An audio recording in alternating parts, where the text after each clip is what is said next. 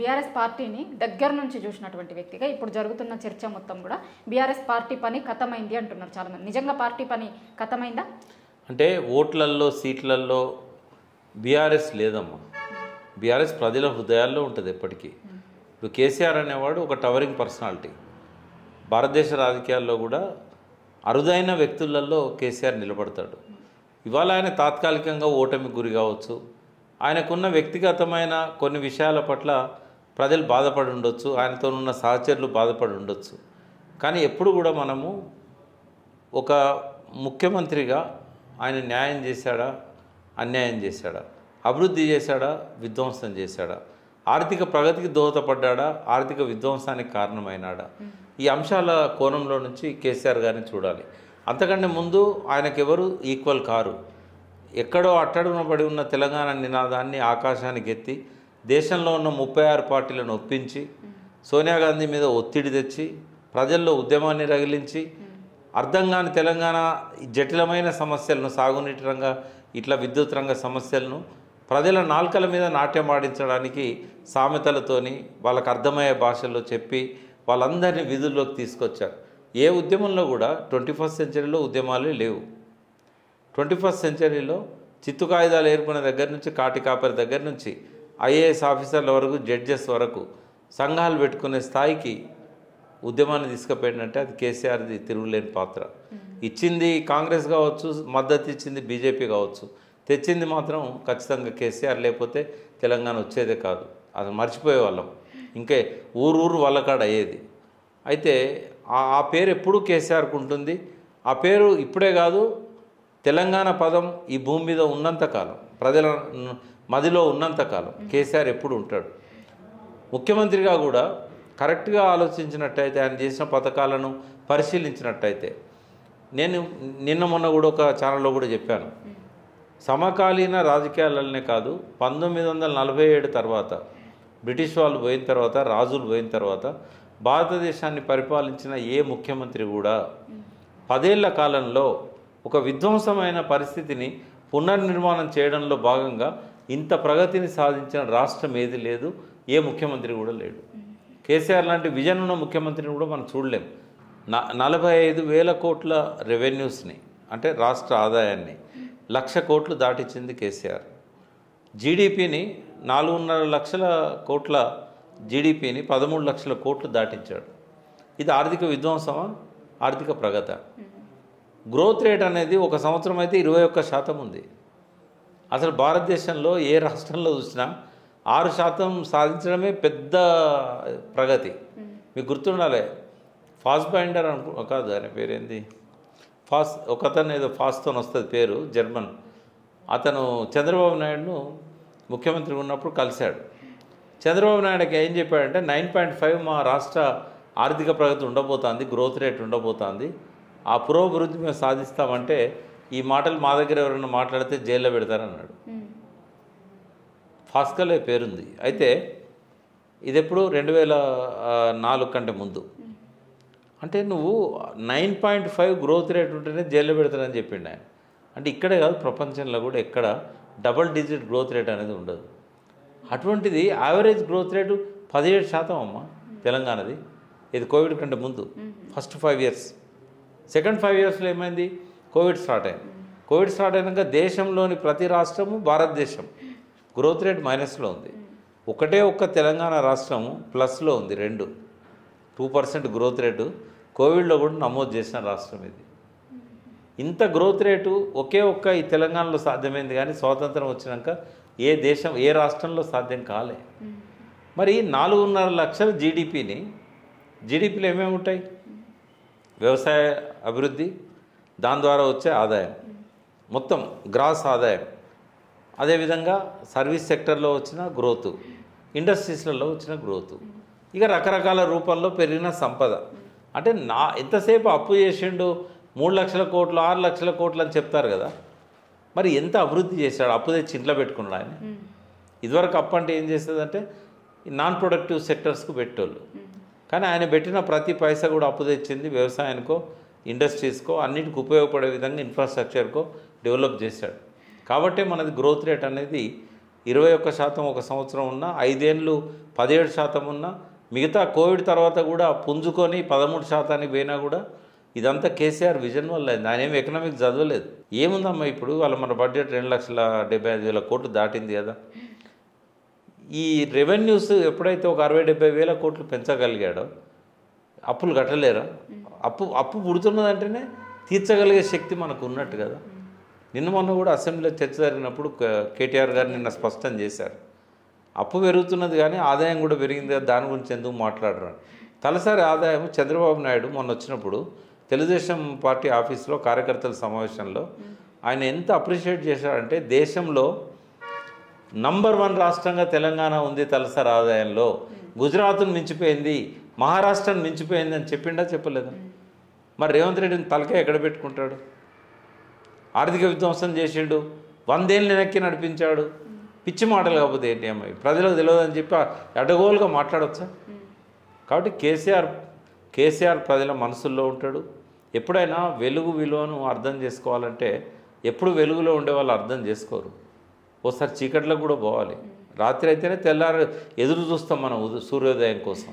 కాబట్టి జీవితంలో ఎప్పుడైనా తొలి సంధ్య మలి సంధ్య ఉన్నట్టే చీకటి ఉన్నట్టే రాజకీయాలలో కూడా కొన్నిసార్లు చీకటి అనేది అవసరం అవుతుంది. ఇలా ప్రజల్లో కనువిప్పు రావాలంటే ఈ చీకటి వాళ్ళకు అవసరం. వాళ్ళంతా వాళ్ళు వాళ్ళు ఓడించారు. బట్ ఇప్పుడు అర్థం చేసుకుంటున్నారు ఏం నష్టం జరుగుతున్నది, రేవంత్ రెడ్డి విధానాలు ఎట్లుంటున్నాయి, ఆయన మాటలు ఎట్లుంటున్నాయి, ఆయన ఇచ్చిన హామీలు ఎట్లా ఉల్లంఘిస్తున్నాడు. కేసీఆర్ ఉంటే బాగుండేది, మనకి ఇబ్బందులు ఉండకపోయేది అని కరెంటు పోయిన ప్రతిసారి ప్రజలు అనుకుంటున్నారు. ఎవ్రీడే కరెంటు పోతున్నది. అప్పుడేమో రెప్పపాటు కరెంటు పోకుండా ఆయన ఇన్ని సంవత్సరాలు నడిపించాడు, 8 ఏళ్ల పాటు. ఇప్పుడు కరెంటు పోని రోజు లేదమ్మా. రాత్రి సడన్గా 2:30 మేలుకు వస్తుంది. ఎందుకంటే ఫ్యాన్ బంద్ అవుతుంది, ఏసీ బంద్ అవుతుంది, లిఫ్ట్ సౌండ్ వస్తూ ఉంటుంది కరెంటు పోతే. అంటే ఎవరు నిద్రపోలేని పరిస్థితి ఏర్పడదమ్మా. ఇప్పుడు డేలో పోతుంది, నైట్లో పోతుంది, పరిశ్రమలకు కూడా ఇబ్బంది ఏర్పడుతుంది. మళ్ళీ డీజిల్ ట్యాంకర్లు, మళ్ళీ జనరేటర్లు, మళ్ళీ ఇవన్నీ మొదలైనవి. ఇట్లాంటి పరిస్థితికి కారణం ఏంది? చాలా కొద్ది రోజుల్లోనే ఈ పరిస్థితి వచ్చేసింది. ప్రజలకు అర్థమవుతున్నది కేసీఆర్ బలం అనేది గోడ దూకుతున్న ఎమ్మెల్యేలలో లేదు, మొన్న పార్లమెంట్కి వచ్చిన ఓట్లలో కూడా లేదు. కేసీఆర్ బలం అనేది మారుతున్న ప్రజల ఆలోచనలలో ఉన్నది. రేవంత్ రెడ్డి చేసే ప్రజా వ్యతిరేక విధానాల వల్ల ప్రజల్లో వస్తున్న చేంజ్ ఏదైతున్నదో అది కేసీఆర్ బలం. ప్రజలు పడుతున్న పశ్చాత్తాపంలో కేసీఆర్ బలం ఉంది. ఈ ప్రభుత్వ వైఫల్యాలలో కేసీఆర్ బలం ఉన్నది. కాబట్టి ఎప్పటికైనా మళ్ళీ ముఖ్యమంత్రి కాగలిగిన సత్తా ఆయనకే ఉంది. కేసీఆర్ను మించిన లీడర్ ఈరోజు అయితే తెలంగాణలో లేడు, భవిష్యత్తులో కూడా ఇమ్మీడియట్ నియర్ ఫ్యూచర్లో రాడు. ఆయన ఒక గొప్ప విజనరీ, దాన్ని నిరూపించుకోగలిగాడు. విధ్వంసమైన తెలంగాణను పునర్నిర్మాణం చేయగలిగాడు ఎంతో కొంత.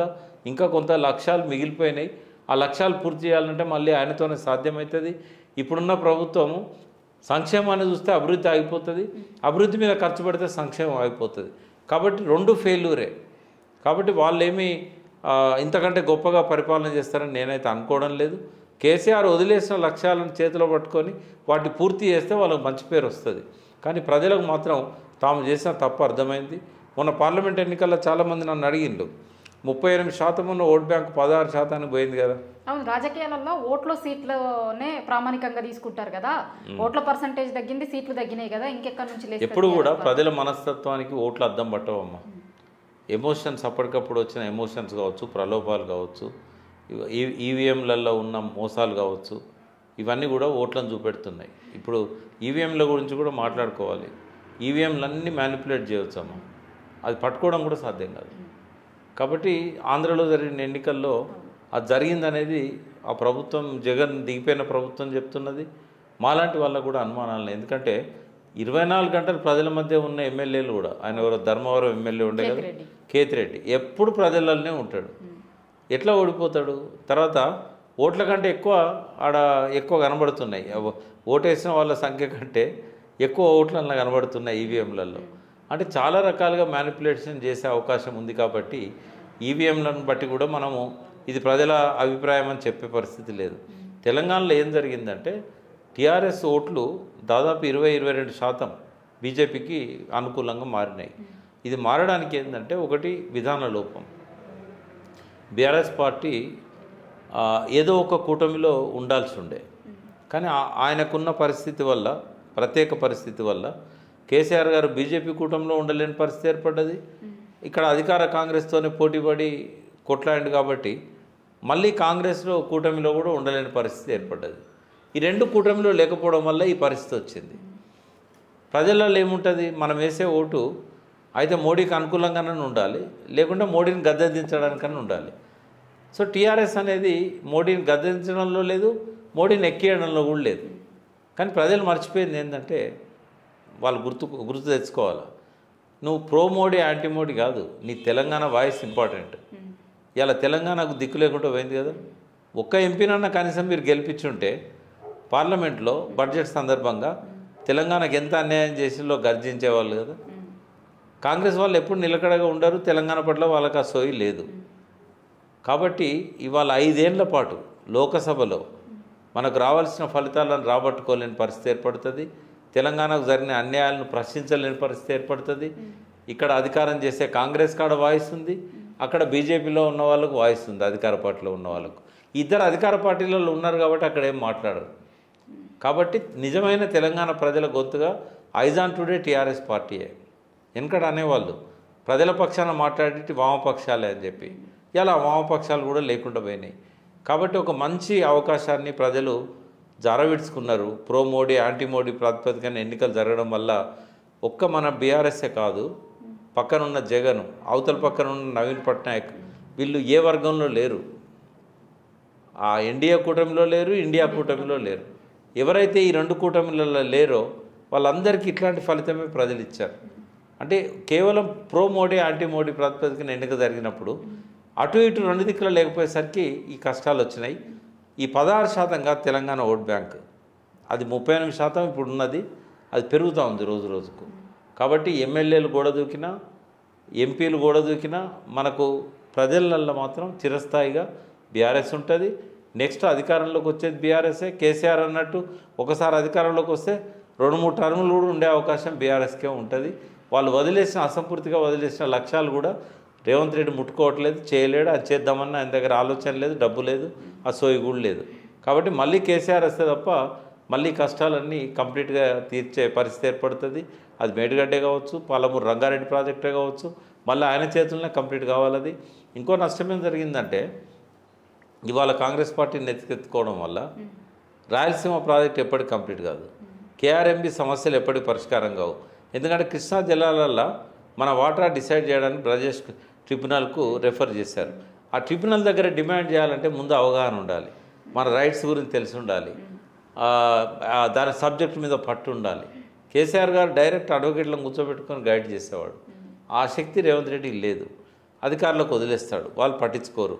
మళ్ళీ మెయిన్గా చంద్రబాబు నాయుడు కన్సర్న్లో నడిచే వ్యక్తి రేవంత్ రెడ్డి. కాంగ్రెస్ భౌతికంగానే, మానసికంగా టీడీపీ. రేపు ఏదన్నా కాల్బట్టి కిందికి కూస్తే కాంగ్రెస్లో ఆయన మళ్ళీ రేపు ఎలక్షన్స్లలో టీడీపీ, జనసేన, బీజేపీ వర్గానికి ముఖ్యమంత్రి క్యాండిడేట్ అవుతాడు. ఆయన చంద్రబాబు చేతిలో ఉన్నంతకాలం కృష్ణా జిల్లాలో పంచాయతీ పరిష్కారం కాదు. మరి ప్రజలు ఏం నష్టపోయినలో కలవకుర్తి, నెట్టెంపాడు, భీమా, కోయిల్ సాగర్, పాలమూరు రంగారెడ్డి ఈ ప్రజలకు అర్థమవుతుంది. నాగార్జున సార్ లెఫ్ట్ కెనాల్ ప్రజలకు అర్థమవుతుంది ఏం నష్టమైంది కేసీఆర్ పోవడం వల్ల. కాబట్టి ఈ తప్పు మళ్ళీ చేయరు అని నేను అనుకుంటున్నా. కేసీఆర్ ప్రభ ఏం తగ్గలేదు. ఇవాళ అసెంబ్లీకి రానంత మాత్రాన ఆయన అక్కడ టీఆర్ఎస్ రోల్ ప్లే చేయడానికి ఎవరు కూడా వెనుక పోవట్లేదు. ఇప్పుడు ఒకటమ్మా, కేసీఆర్ గారు ఒక రకంగా చెప్పాలంటే వస్తే బాగుండేది, ప్రజలందరూ కూడా ఎదురు చూస్తున్నారు ఆయన అసెంబ్లీకి వచ్చి మాట్లాడాలి గట్టిగా అని. కానీ సమఉజ్జీలు లేని సభలో నిత్యం అవమానాలు ఎదుర్కొంటూ ఆయన రానంత మాత్రాన నష్టం ఏం జరుగుతుంది. అక్కడ ఎదుర్కోవడానికి హరీష్ రావు ఉన్నాడు, కేటీఆర్ ఉన్నాడు. ఈ మధ్య కొత్తగా ఎన్నికైన చాలామంది ఎమ్మెల్యేలు, హుజరాబాద్ ఎమ్మెల్యే కావచ్చు కౌశిక్ రెడ్డి, అట్లాగే కొత్తగా ఎన్నికైన పల్లా రాజేశ్వర రెడ్డి కావచ్చు, వీళ్ళందరూ కూడా చాలా సమఉజ్జీలుగా ఎదుర్కొంటున్నారు రేవంత్ రెడ్డిని. ఆయనకు సబ్జెక్టే లేదు కదా. కాబట్టి అటువంటి సభలో కేసీఆర్ ఉండకపోయినా కూడా నష్టమేం లేదు. తర్వాత ఇంకో మాట కూడా ఇందాక నేను విన్నాను, నిన్న రేవంత్ రెడ్డి మాట్లాడుతూ ప్రతిపక్ష నాయకుడే సభకు రావట్లేదు. అది ప్రతిపక్ష నాయకుని ఇష్టం. నీకు ప్రతిపక్ష నాయకుడు సభకు రానంత మాత్రాన ప్రతిపక్షం నిర్మాణాత్మక పాత్ర వహిస్తుందా లేదా? నీ విధానాలను బట్టబయలు చేస్తున్నదా లేదా? మాటి మాటికి కేసీఆర్ సభకు రావట్లేదు కాబట్టి ఆయన తప్పించుకున్నాడు, పారిపోయాడు. ఇది కరెక్ట్ కాదు. ఆయన ఇష్టం, అది రావాలన్నా వద్దా అనేది ఆయన ఇష్టం. ఇప్పుడు ఆడ ఇటువంటి ఒక అర్థవంతమైన చర్చ జరగడం లేదు, ఒక ఆరోగ్యకరమైన వాతావరణం లేదు. ఒకరినొకరు దూషించుకోవడం, పేగులు మెడకేసుకుంటాం, కాలుతో తొక్కుతాం, ఇట్లాంటి ముఖ్యమంత్రి మాట్లాడుతున్నప్పుడు ఒక ప్రతిభ ఉన్న గొప్ప నాయకుడు కేసీఆర్ అవసరం ఆడ కూర్చోవడం? నేనే డిమాండ్ చేసిన కేసీఆర్ రావాలని, కానీ ఆయన రావద్దనుకున్నాడు. రావద్దనుకున్నప్పుడు ఆయన ఇష్టం అది. ఇక్కడ ఏమన్నా లోటు జరుగుతుందా? తెలంగాణ ప్రజలకు ఏమన్నా ప్రజల ప్రయోజనాల గురించి అక్కడ మాట్లాడట్లేదా? నిజంగానే మిగతా వాళ్ళంతా సన్యాసులైనప్పుడు కేసీఆర్ రావడం వల్ల చాలా ప్లస్ అవుతుంది. ఇప్పుడు కేసీఆర్ రావడం వల్ల అడిషనల్గా ప్రజలకు లాభమేం కలగదు. కేసీఆర్ రావడం వల్ల కేసీఆర్ యొక్క నాయకత్వ పాత్ర పెరుగుతుంది. కానీ అక్కడ సమఉజ్జీలు లేనప్పుడు ఆడ వచ్చి తిట్లు పడుకుంటూ, నిందలు పడుకుంటూ, ఈయన కోసం ఈయననేమన్నంటే ముష్టి యుద్ధాలు అవుతాడు. ఇదంతా అవాయిడ్ చేయడానికి కేసీఆర్ రావట్లేదు. అయినంత మాత్రాన రేవంత్ రెడ్డి ఈ రకంగా మాట్లాడడం అనేది కరెక్ట్ కాదని విడ్రా చేసుకోవాలి. పదే పదే ప్రతిరోజు మాట్లాడుతుంటాడు, పారిపోయిండు పారిపోయిండు పారిపోయిండు అంటే అది కరెక్ట్ కాదు. రెండవది ఏంటంటే టీఆర్ఎస్ అనేది భవిష్యత్తు ఉజ్వలంగా ఉంటుందని నేను చెప్తున్నా. పోయిన ఎమ్మెల్యేలు కూడా ఒక్కొక్కరు మళ్ళీ తిరిగి రావాల్సి వస్తుంది. వాళ్ళు కూడా రేవంత్ రెడ్డి టార్చర్ భరించలేకపోయినలు. ఒక ఎమ్మెల్యే క్రషర్ మీద 391 కోట్ల పెనాల్టీ వేశాడట. అంత ఇన్కమ్ ఉంటుంది ఆ క్రషర్ల మీద. చక్రవడ్డీ, బార్ వడ్డీ, పెనాల్టీ, డ్యూలు, అట్లాగే ఎమ్మెల్యేలందరినీ కూడా హరాజ్ చేస్తున్నాడు. కేసీఆర్ ఉన్నప్పుడు వాళ్ళకు పనులు బాగా ఇచ్చాడు, కానీ బిల్లులు ఇవ్వలేదు. ఎందుకంటే ఎలక్షన్స్ వచ్చినాయి, కోడ్ వచ్చింది, డబ్బు కూడా లేదు. అప్పుడు పథకాలకే డబ్బులు లేని పరిస్థితి. ఇప్పుడు ఏం చేస్తున్నాడు? నేను ఇవ్వను, మీరు పార్టీలకు వస్తేనే నేను ఇస్తాను. ఆ కండిషన్ పెట్టడం వల్ల వాళ్ళు రోజు వచ్చి బిల్లుల కోసం ప్రతి ఊరు నుంచి ఎమ్మెల్యేలను సతాయిస్తున్నారు, ఇంటి ముందర కూర్చుంటున్నారు. సరే పార్టీ మారినా పర్లేదు, ఇప్పుడు ఏం ఎలక్షన్స్ లేవు కదా. ఇప్పుడు సీఎంను కేసీఆర్ను ఈయన దించి ఆయన పెట్టే పరిస్థితి కూడా లేదు కదా. సరే బిల్లుల కోసం అని పోతున్నారు, మళ్ళీ ఎట్ల పోయినలో అట్లనే బ్యాక్ వచ్చేస్తారు. కొందరు డిస్క్వాలిఫై అయిపోతారు. డిస్క్వాలిఫై అయిపోయిన వాళ్ళు మళ్ళీ బై ఎలక్షన్లో గెలవడం అనేది ఒక పెద్ద ఛాలెంజ్. ఎట్టి పరిస్థితుల్లో గెలవరు నేను చెప్తున్నాను. నాగేందర్ కావచ్చు, ఇప్పుడు డిస్క్వాలిఫై అయిపోయేటోళ్ళు ఎవరైనా కావచ్చు, తెల్ల వెంకట్రావు కావచ్చు, ఇంకోరు కావచ్చు, కడియం శ్రీయర్ కూడా కావచ్చు. మళ్ళీ ఎలక్షన్లో మాత్రం గెలవరు వాళ్ళు. బై ఎలక్షన్ వచ్చిందంటే మళ్ళీ టీఆర్ఎస్ ఖాతాలో ఆ సీట్లు ఖచ్చితంగా ఉంటాయి.